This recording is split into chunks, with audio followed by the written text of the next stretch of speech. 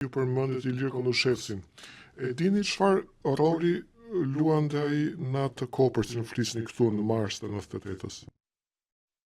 Njeri kyç i logjistikës për ushtrinë shqiptare të Kosovës në Shqipëri, edhe ai ishte kamguls, do të thotë që sa më shumë oficer, sa më shumë ushtarak të futen në Kosovë në radhë të ushtrisë shqiptare të Kosovës.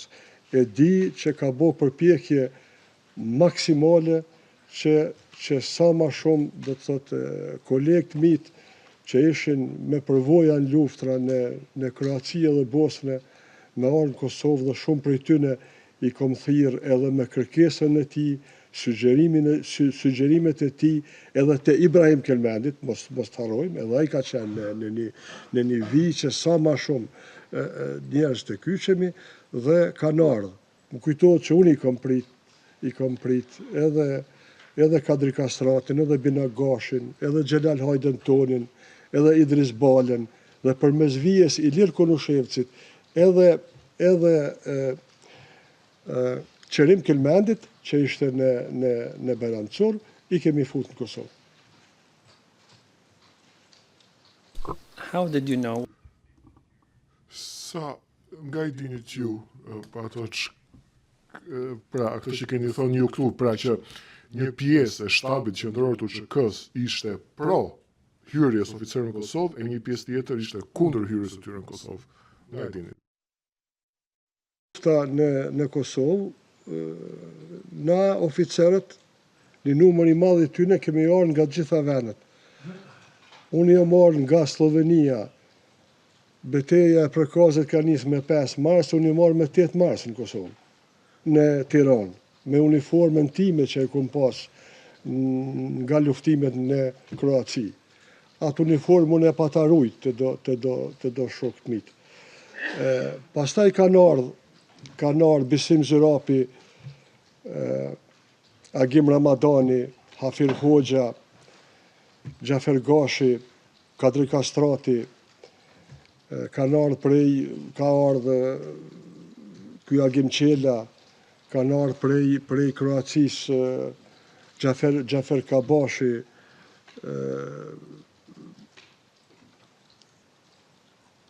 edhe të tjerë që ndoshta tash kujtohen, dhe prej gjithë neve oficerëve u caktu Bisim Zyrapi me pas lidhje me një shtab, ne merrshim që një shtab qendror i UÇK-s që është në Tiranë, do thotë.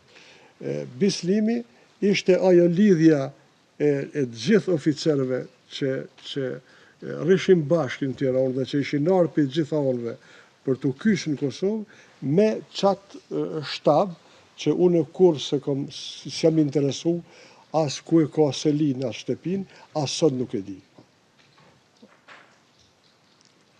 Dhe ai thonte që ka rezerva për futjen tonë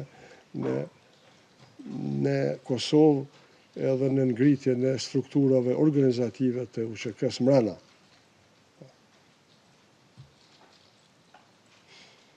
And you mentioned Sa po përmendet se keni shkuar në Tiranë më 8 mars dhe në intervistën me ZPS prokurorin këtu tha që keni hyrë në Kosovë më 21 prill.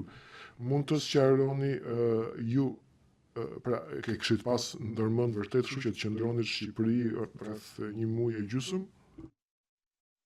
Jam koni bindur që brenda një dite 2 do të hyj në Kosovë.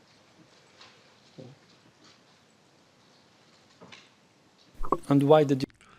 Po pse nuk keni hyrë në Kosovë brenda 1-2 ditësh? Po ashtu, ishin qëto kinse si përgatitje, unë pastaj nuk ndajta ashtu kot. Jemi kyç me Bisim Zyrapin, ndihmë Ilir Kondushevcit edhe strukturës, ngritjes së strukturave të kompeve në Shqipëri. Me Bisim Zyrapin e kemi ngrit një kamp të trajnimit të ushtarëve në Qeret afër Durrësit, i ka caktuar Bislimi Bina Gashin edhe Kadri Kastratin mu marrë me trajnimin e vullnetarëve që vishin vullnetarë nga gjitha anët për mu kyç, dhe ne ishim të mendimit që duhet me pas ata një përgatitje spaku fillestare ushtarake para se të hynë në Kosovë. Ky Agim Ramadani, Hafir Hoxha edhe Gjafer Gashi e ngritën një kamp në një mal dajti që quhet afër Tiranës. Pra ngritën dy kampe për trajnimin e ushtarëve. Unë, Bislim Zirapi edhe Naser Idrizi shkuam në bazat e logjistikës në Kuks edhe në Bajramçor për të ngrit strukturën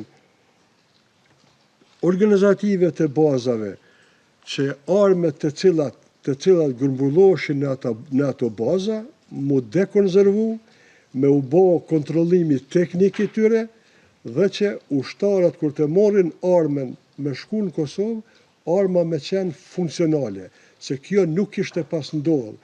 Kjo nuk kishte qenë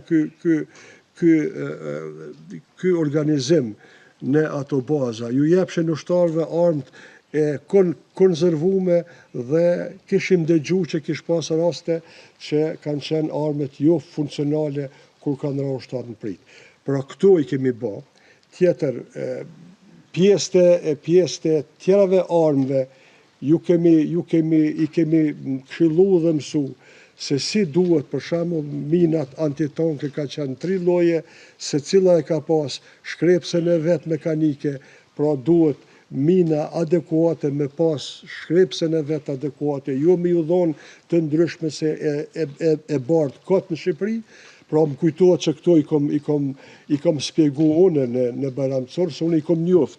E kom njoft këtë armë, se gjatë shkollimit kom qenë i shkolluar për këtë lloj arme, dhe më kujtohet mirë që e kemi bo një punë të mirë, që ushtarët që vinë vullnetar nga perëndimi, mas pari me kalu e kompet e trajnimit, pastaj me shku në bazat e logjistikës, me i marrë armet funksionale dhe me to me hynë Kosovë. Pra, me qenë armet teknikisht në rregull. Mendoj që kjo është një punë e mirë e neve profesionistëve që e kemi bë, dhe duhet gjykatën dhe ju, zoti prokuror, të ju njoftoj që për një fakt që në fillim prillit e vitit 98, Bislim Zirapi, Agim Ramadani dhe unë kemi vendosur që në ushtrinë shqiptare të Kosovës mos me pas mina kundër kamësorisë. Pra, edhe ju lutem, është e vetmja ushtri që gjaton kohës sa ka vepru dhe funksionu, nuk ka qenë e trajnume, as nuk ka pas në përdorim arma, do të thot, minat e antikamësorisë. Toka jonë ka qenë, shteti jonë ka qenë, ato mina kanë mujt me met aty të fshehura dhe dekada ma vonë, me damtu e fëmijë civil kafsh, pra dhe këto ja kemi komunikue Ilir Kunushevcit dhe i kemi thonë, jo urdhën, na nuk kem pas mundësi me i thonë urdhën Ilir Kunushevcit, por e kemi këshillu dhe i kemi thonë që kur mos t'ju jep ushtarëve dhe mos të mësohen ushtarët për përdorimin dhe minimin dhe krijimin e fushave të minave kundër kamësorisë në territorin e Kosovës. Kur do që të ndodhë në histori, në të ardhmen, ndonjë incident i tillë, ushtria shqiptare e Kosovës ka me qenë e liruar nga fajësia që është fajtore që një fëmijë apo një diçka, një civil dëmtohet nga minat kundër kamësorisë. E kemi ditë që as Rusia, as Amerika nuk i kanë nënshkru ato konventa për mospranimin e armëve e minave antikamësorisë, por ne i kemi zbatu. E kemi nënshkru, pa e nënshkru. Allah.